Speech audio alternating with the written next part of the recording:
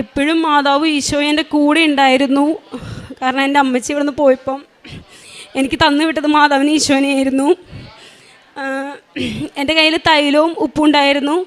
ഇവിടെ നാട്ടിൽ ഇൻ്റർവ്യൂവിന് പോകുന്ന സമയത്തും തൈലവും ഉപ്പും ഉപയോഗിച്ച് ഞാൻ പ്രാർത്ഥിച്ച് തന്നെയാണ് ഇൻ്റർവ്യൂ അറ്റൻഡ് ചെയ്തതും.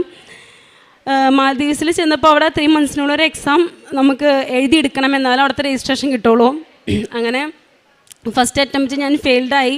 അപ്പോൾ എൻ്റെ കൂട്ടത്തിലൊരു ഫ്രണ്ട് ഉണ്ടായിരുന്നു, അവളപ്പം 3rd അറ്റംപ്റ്റ് ഫെയിൽഡായി നിൽക്കുമായിരുന്നു. ഞങ്ങൾക്ക് 6th അറ്റംപ്റ്റ് പറ്റുള്ളൂ, അത് കഴിയുമ്പോൾ അവരവിടെ നിന്ന് തിരിച്ചു വിടും.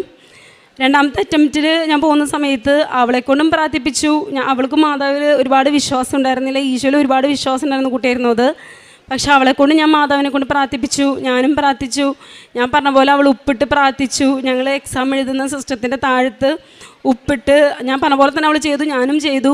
അങ്ങനെ ഞങ്ങൾ 2 പേരും ആ എക്സാം പാസ്സായി. അവളുടെ 4th അറ്റംപ്റ്റ് ഞങ്ങൾ 2 പേരും ജസ്റ്റ് പാസ്സിനാണ്. 2 പേരും, എനിക്ക് 60, അവൾക്ക് 61, അങ്ങനെയാണ് പാസ്സായത് ഞങ്ങൾ 2 പേരും.